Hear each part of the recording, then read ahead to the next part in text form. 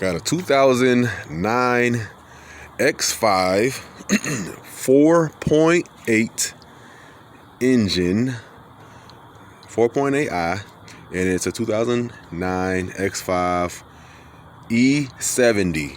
All right, BMW. All right, some people's worst nightmare. All right, now I'm gonna make this clear because you try to look for this stuff on YouTube, and for some reason it's never truly clear. This is the passenger side. We're doing the cylinder head covers or valve covers. How did I get this thing out? Well, that's the number one question so many people were asking. How do you get this out, which is a cylinder head cover or valve cover, on both sides? How do you get it out? All right, just real quick. First, you want to take off the partition wall and all the extra things that are going to be on top. Of course, that's the very first thing. Then, once you got everything off, what you want to do, you want to look right up here. You see that engine mount right there? I'm going to point to it with my hand. See that silver circle? That's an engine mount, and on top of that sits a bolt. The engine, of course, sits on top of the engine mount. The engine mount is actually on the bottom.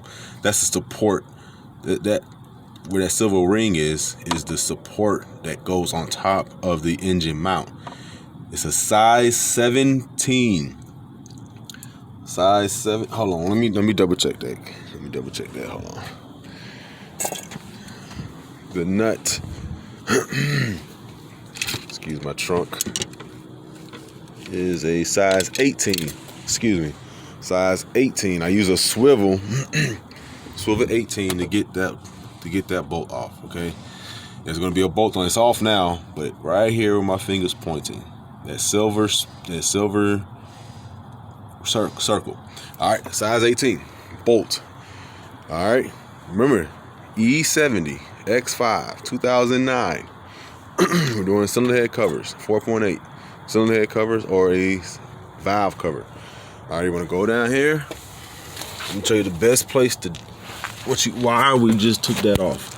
Now we took that bolt off so that we can go to the engine block itself using this piece of wood. Don't do it without a wood now. And you want to jack it up to where you can a good enough. I want to say probably about an inch and a half, 2 inches high, or inch at the most. But just be very careful. One side at a time. One engine mount, and then the other engine mount. So if you're doing the right side, you're gonna take the right side engine mount bolt off and then jack it up. This way it gives you a way to give you some room.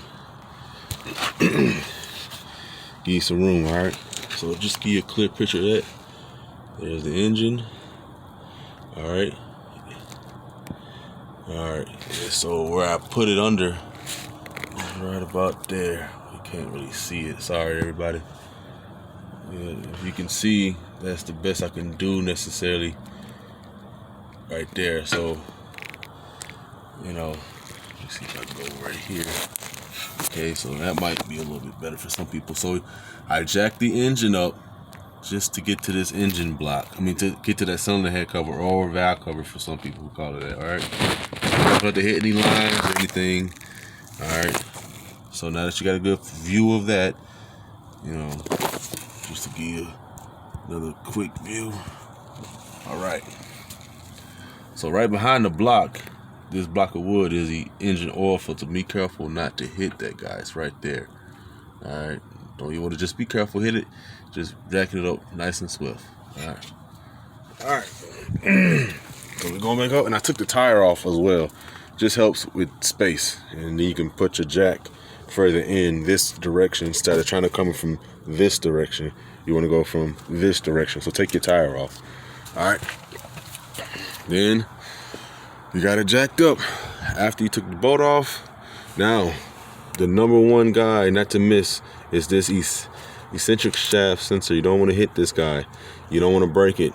So how did I pass it without taking it off? If you can take it off when it's loose and up in the air, do that. But before I even got to that, what I didn't realize was these things here. These little gaskets on the top and on the bottom. Trying to get that cover is going to be hard because it's going to be pretty stiff with this inside.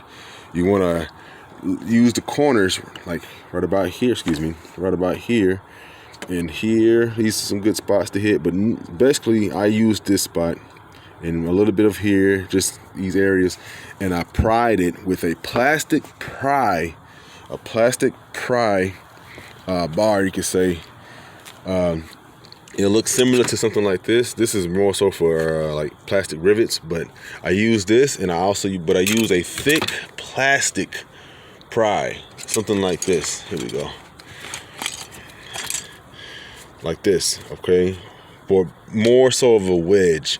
It wasn't this that I used, but it was a lot thicker, a lot stronger, and it had a wedge in, but it had like a nice little curve to it so that I can pry up on it. So I pried it up. I use plastic so it don't damage the valve cover itself, because it's old and you don't want to hit it with like metal and like that. You're gonna have to put a little muscle on it. It's gonna feel a little weird, but keep going. And when you finish prying up, it's gonna pop up on this side first and just slowly go around wherever you can on a nice good surface and pry a little, like I said, just inching it, on this each side as much as you can. All right. Excuse me. Like another spot is right there to help guide it up. So once this comes out, you're gonna see this dangling from the valve cover. Now this is two sides with rubber gaskets. All right, this top side is the part that's gonna be where you're gonna have to get it while you jack it up. After you jack it up, you're gonna see these dangling 1, 2, 3, 4 from the valve cover, cylinder head cover for some people. Grab it by hand, literally.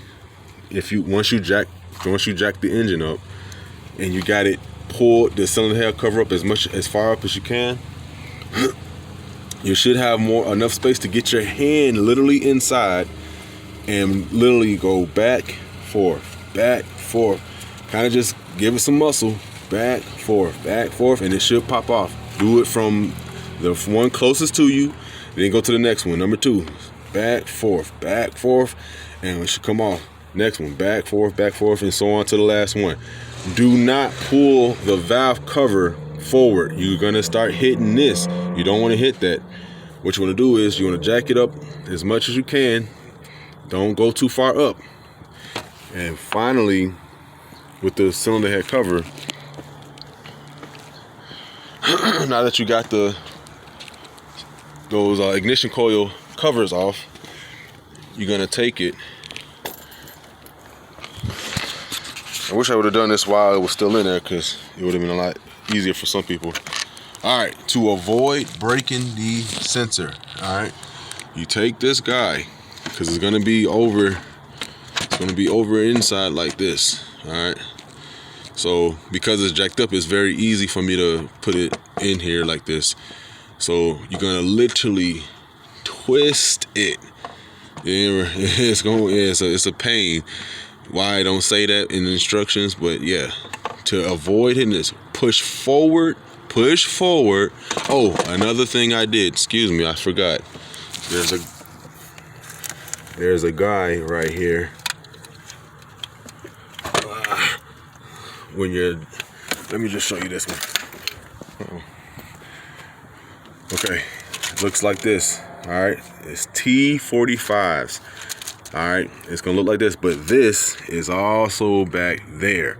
Now you can't see it because I unscrewed one of the screws and both the screws, and I let it fall down so that it's all of the way, so I can push the cylinder head cover forward. All right, to get past that eccentric shaft sensor.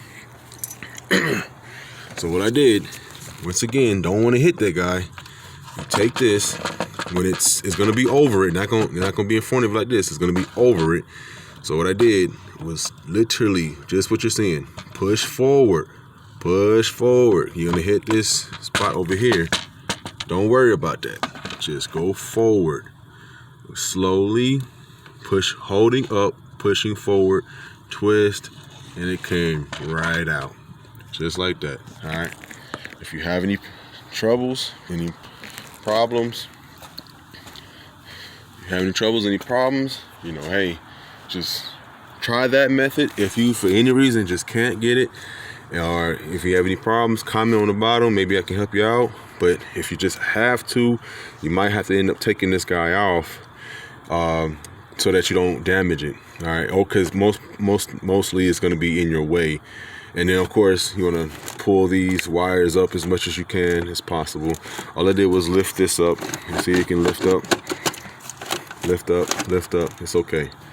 All right. So this was not a 10-minute job. This was actually a couple of days, man. It took me a while to figure this out, but to God be the glory. For my Lord Jesus Christ, He's helped me. He's my helpmate. He always helps me. And with a lot of help from my friends and people who are always supporting me, I figured it out, by the grace of God. So comment below if you have any questions. Please comment if you have any issues. Just comment, send pictures, whatever. I don't know, whatever the case is. So just helpful hints to help someone else, not to take days, but hopefully a couple of extra hours, if anything, or extra minutes to get this out. So like I said, man, make sure you loosen that little. It's a hook. I want to say like a hook for the engine. When you're trying to replace the engine, you can hook. It sits behind here.